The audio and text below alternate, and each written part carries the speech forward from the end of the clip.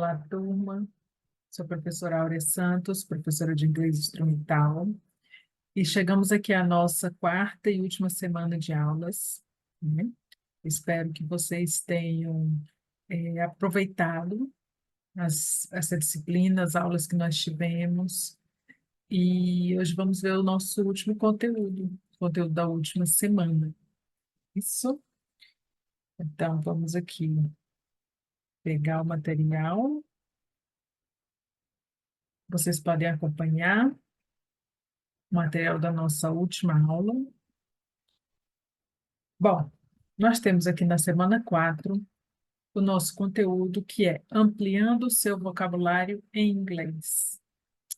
E para a gente ampliar o vocabulário em inglês, não é só você pegar uma lista de palavras isoladas e fazer a tradução dessas palavras usando um dicionário, tentar decorar essas palavras. Para você ampliar o seu vocabulário, você precisa aprender essas palavras dentro de um determinado contexto, seja dentro de um texto que você foi ler e no momento precisou traduzir, ou você conseguiu identificar o significado sem necessariamente usar um dicionário, ou como a gente vai ver hoje, que é com o uso de afixos, né? É uma forma também de ampliar o vocabulário. Mas o que são afixos? Afixos são morfemas que contribuem para a formação de palavras, ou seja, são elementos que nós adicionamos às palavras, seja no início, seja no final. Pode ser uma letra, pode ser uma sílaba, né? E esses elementos, eles são colocados antes ou depois dos radicais, ou seja, da palavra original, da raiz da palavra, modificando o seu sentido básico ou o seu significado. Dependendo da posição em que aparece na palavra, elas são chamadas de prefixos, porque vem no início, antes da palavra, ou sufixos, porque vem no final, depois do radical. Um exemplo que nós temos aqui, essa palavra que é bastante conhecida em inglês, happy, que significa o quê? Feliz. E eu posso fazer uma alteração no significado dela. Se eu tenho a palavra feliz, eu posso ter o contrário dela, que é o quê? Infeliz. Eu faço isso em português, em inglês também eu faço. Para eu dizer infeliz, eu adiciono um prefixo, an, a palavra happy. E aí no final eu vou ter unhappy, tá? Infeliz. Então, esse UN, essa partícula an, ele é um prefixo, certo? E um exemplo com sufixo. Bom, eu tenho dois exemplos aqui. Eu tenho a palavra child, que significa o quê? Criança. E se eu adiciono a palavra hood, o sufixo hood, a palavra child, eu vou ter childhood. E aí eu já, além de criança, eu vou ter outro significado, eu vou ter o significado de infância. Wonder, que significa maravilha, e ful, o sufixo, adicionado à palavra wonderful, eu vou ter a palavra maravilhoso. Tá? Então, esses são dois exemplos, mas nós vamos ver mais exemplos no decorrer da aula. Bom, alguns sufixos, eles são recorrentes, né? Eles aparecem sempre que alguns. Vamos ver os exemplos, mas assim, por exemplo, vou deixar eu ler primeiro. Muitas palavras em inglês e português têm a mesma origem etimológica. Várias dessas palavras são diferentes apenas na terminação, o que nos possibilita utilizar o que é conhecido por correspondência linguística. Então, vamos lá. Algumas palavras em português têm uma determinada terminação. E quando nós passamos essas palavras para o inglês, elas têm uma terminação padrão, né? É como se elas fossem um par em português e em inglês. Vocês vão ver, vão entender melhor quando a gente for para os exemplos. O primeiro exemplo. Quando nós temos palavras em português que terminam com dade, como a palavra cidade, em geral, veja que eu falo em geral, é toda vez? Não, mas em geral, nós vamos retirar o dade e vamos colocar TY no final. Por exemplo, cidade deixa de ser cidade, passa a ser city. Exemplos: velocidade, eu tenho velocity. Naturalidade, naturality. Simplicidade, simplicity. Capacidade, capacity. Então, veja que é um padrão que se repete. A palavra em português tem essa terminação, em inglês, ela tem uma terminação que se repete. Então, eu tenho velocidade, velocity, naturalidade, naturality, simplicidade, simplicity, capacidade, capacity, né? Em geral, isso se repete, é um padrão. Outro exemplo. Palavras em português que terminam com C cedilha, A, tio e O, como a palavra nação. Nós vamos trocar essa terminação pelo tion. É um padrão também. Simplificação, simplification. Naturalização, naturalization. Observação. Está em inglês já, mas observação. Observation, sensação, sensation. E a palavra nação, nation, né? É um padrão, se repete. Vai acontecer com todas as palavras que terminam com são em português? Não, há exceções, mas em geral, essa é uma forma de você aprender essas palavras. Exemplo 3. Advérbios terminados em mente, nós excluímos o sufixo mente e colocamos LLY em cima. Porém, quando o radical em português terminar em L, como por exemplo, total, né? Nós vamos acrescentar só LY, porque já tem um L. Exemplo, geneticamente. Então, nós tiramos o mente e colocamos genetically. Oralmente, já tem um L, eu só vou acrescentar mais um L e o Y. Orally. Naturalmente, naturally. Realmente, really. Tá? Também é um padrão. Exemplo 4. Várias palavras terminadas em ência, como essência. Nós vamos trocar esse ência em português pelo ence. Então, eu tenho reverência, reverence, eloquência, eloquence, frequência, frequency, paciência, patience. Veja o padrão que se repete. Tem uma pequena diferença entre o exemplo 4 e o 5, porque no 4 é ence e no 5 vai ser ance. E tem a diferença também na terminação em português, do ência para o ânsia, como, por exemplo, substância, substance, distância, distance, relevância, relevance, fragrância, fragrance. Certo? Exemplo 6. Palavras terminadas em AL, como a palavra general. General mesmo, cargo, né? A gente não muda nada. Exemplo, natural, natural. Ela, ela não muda nada e eu estou lendo a palavra em inglês, mas é que seria o português. Natural, natural. General, general. Total, total.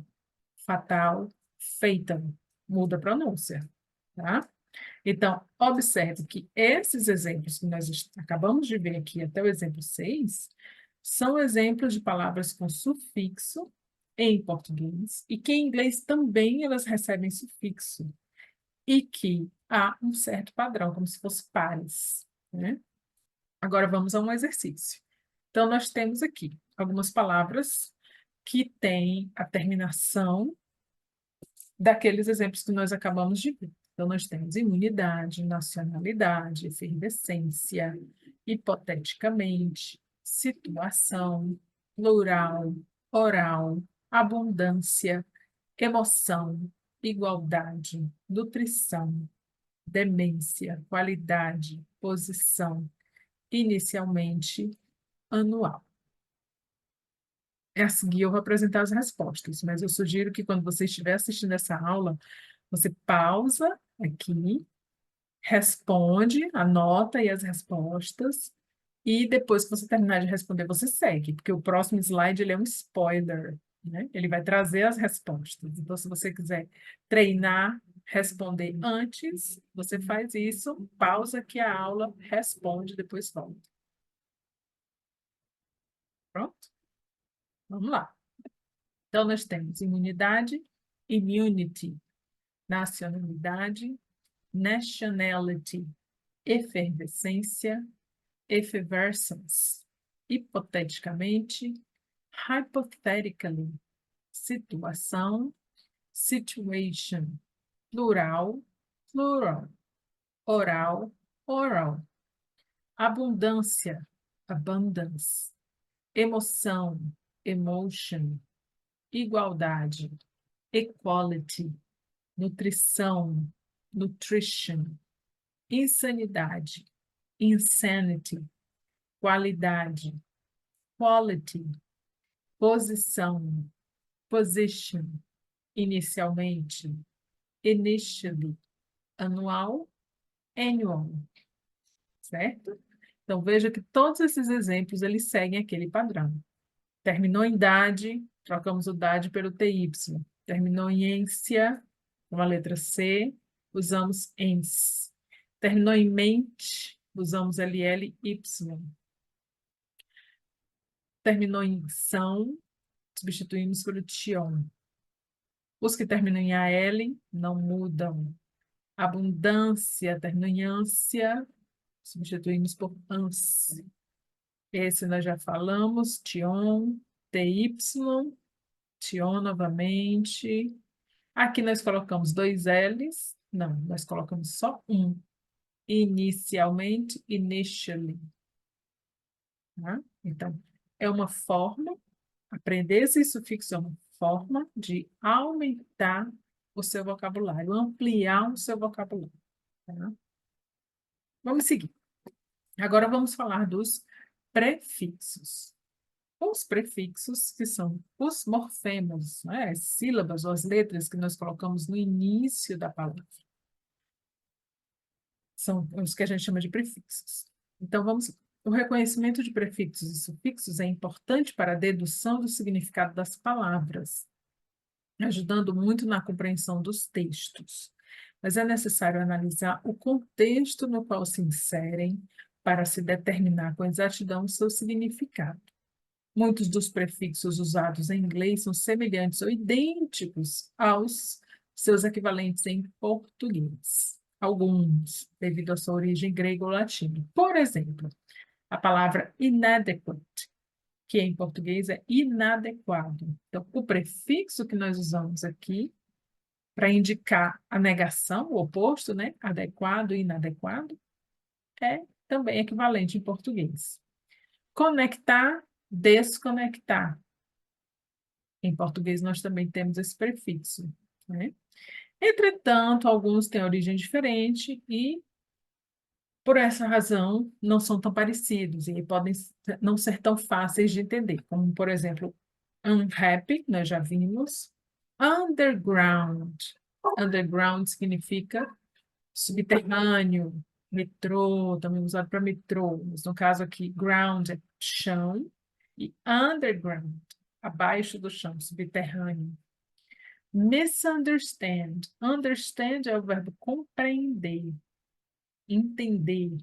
E miss dá a ideia de foi um erro. Então, eu tenho misunderstand, entender errado, né? Compreender mal. Tá? Vamos ver aqui agora alguns exemplos. Nessa pequena tabelinha. Então, são alguns dos prefixos que existem em inglês.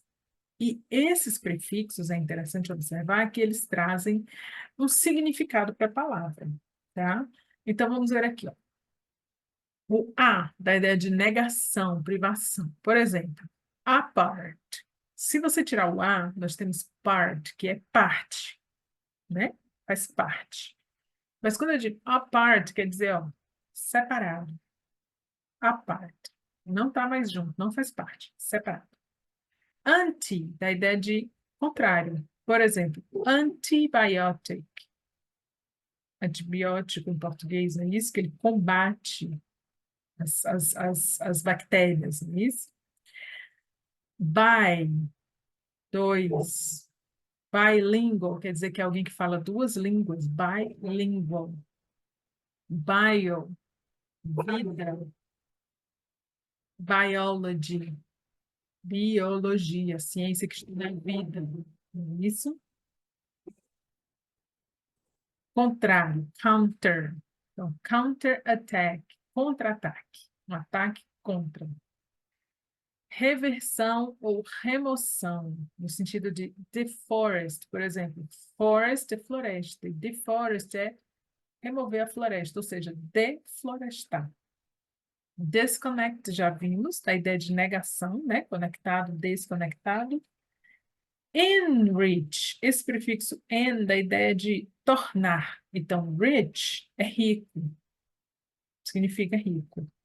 Enrich é enriquecer, então, tornar-se rico, né? Hydro, água, tem a ver com água, então, quando eu digo hydrotherapy, já estou falando de terapia na água. Isso.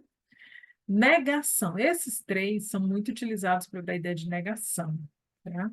Então, eu tenho illegal, algo que é ilegal, é contra a lei. Impossible, algo que não é possível. Inter, dá ideia de entre, né? Então, international, internacional, quer dizer o quê? Entre nações. Isso. Temos mid, que dá ideia de metade, meio. Então, eu tenho midway, que seria o caminho do meio, né?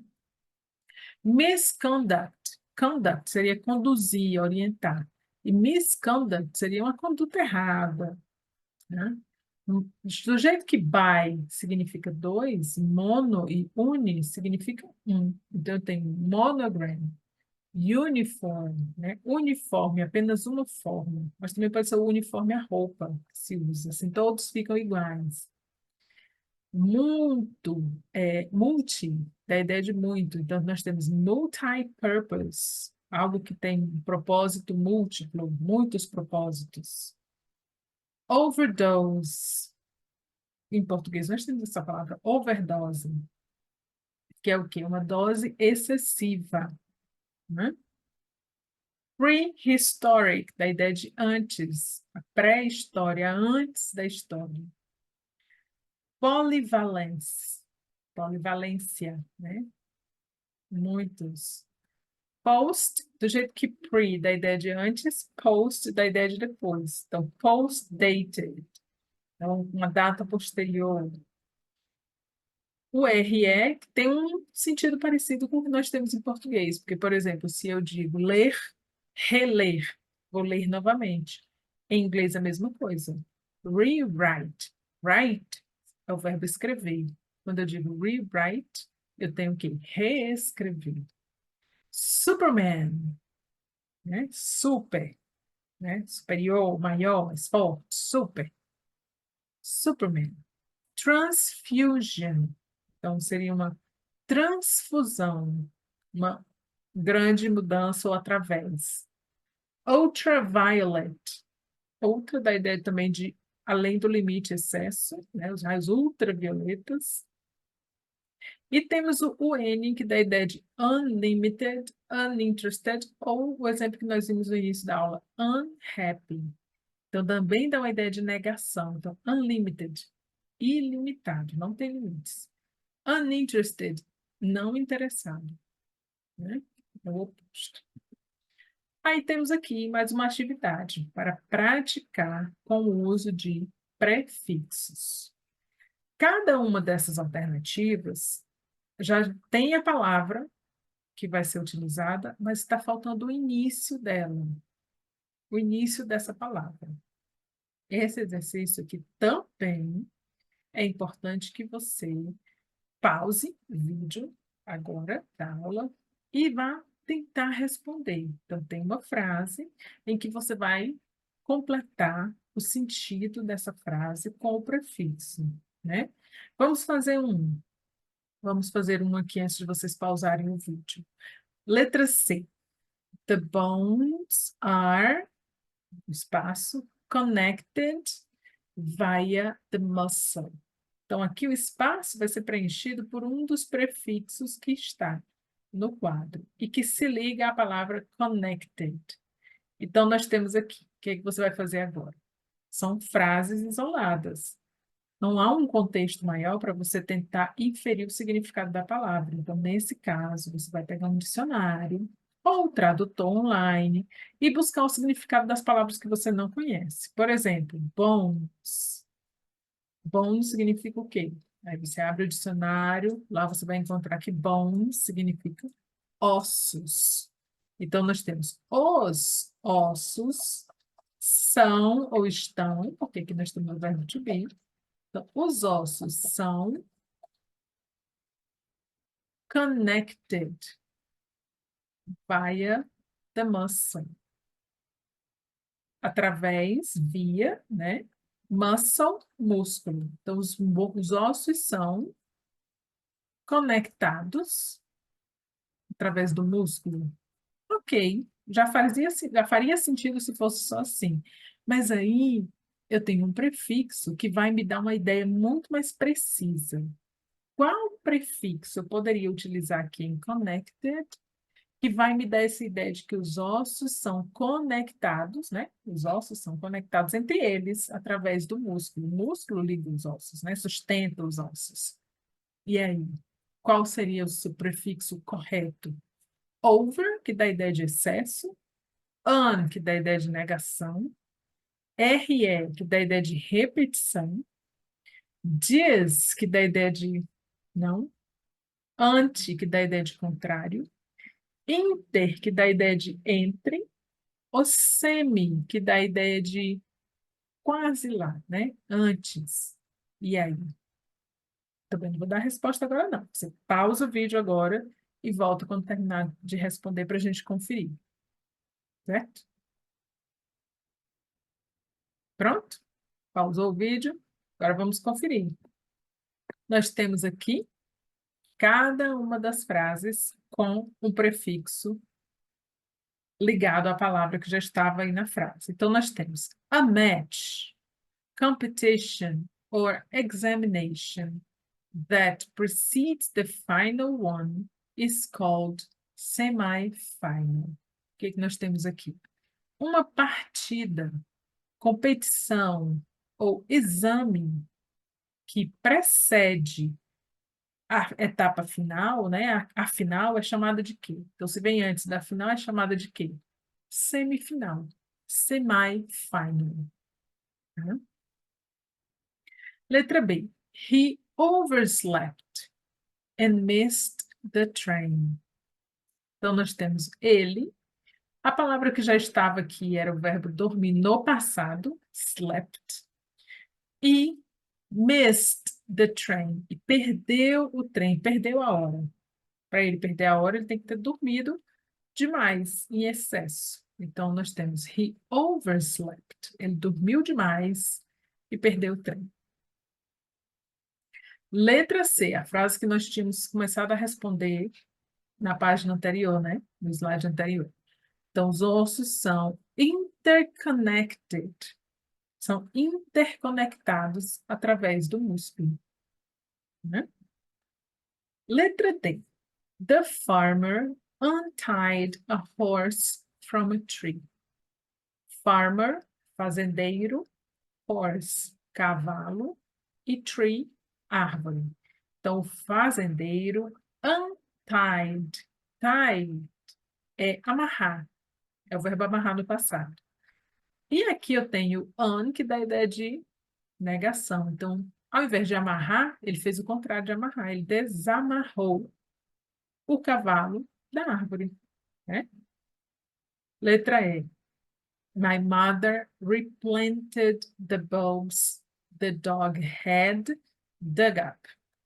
Então, minha mãe replantou, ó, plantou novamente, replantou os bulbos que o cachorro tinha tirado, cavado. Isso? Letra F. Anne dislikes surfing on the internet. dislike. Like é o verbo gostar. E eu tenho dislike, da ideia de negação. Então, a Anne desgosta, ou seja, ela não gosta de ficar surfando na internet, passeando pela internet. Ela não gosta. Antibody is any of various proteins produced in the blood in response to the presence of an antigen. Frase longa, né? Mas aqui nós temos o anticorpo é uma das várias proteínas produzidas pelo sangue em resposta à presença de um antígeno que o corpo produz, então, um anticorpo, antibody, tá? Então, veja como é importante a gente conhecer os prefixos para conseguir entender o sentido da palavra. Porque você pode até conhecer a palavra plant, como na frase anterior, no slide anterior. Planted, plantou, certo. Mas quando você vê que a resposta é replanted, você já sabe que o re dá a ideia de repetição, então ela replantou. Outro exemplo, likes. Likes é o verbo gostar. Eu já sei que é gostar. E aí eu encontro a resposta com dislike. O que quer dizer isso? Você já sabe que diz dá a ideia de negação, não gosta. Não é isso? Mesmo jeito na letra B. Slept é o verbo dormir no passado. Ele dormiu e perdeu o trem, mas ele não só dormiu. Ele dormiu demais, ele perdeu a hora. Então, eu expresso essa ideia de demais com o prefixo over. Ele dormiu demais e perdeu a hora. Certo? Daí a importância da gente conhecer prefixos em inglês.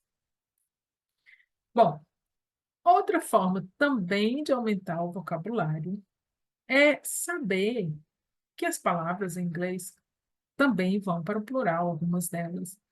E o plural delas não é só acrescentar um S, né? Há algumas terminações diferentes quando nós fazemos o plural dos substantivos.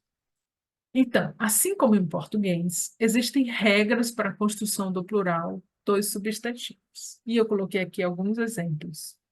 O geral é apenas você acrescentar um S. Como, por exemplo, na palavra car, que significa carro. O plural dela é apenas com S, cars. Da mesma forma, umbrella, que significa guarda-chuva. O plural dela é só S, umbrellas. Mas algumas palavras têm uma terminação diferente. Então, palavras que terminam em X, SH, CH, S, Z, você, ao invés de acrescentar só um S, você acrescenta ES. Então, eu tenho box, que é caixa, boxes, brush, que é escova. No plural fica brushes. Watch, que é relógio. No plural fica watches. Glass, taça, glasses. Glasses também pode ser óculos. Substantivo terminado em consoante mais Y.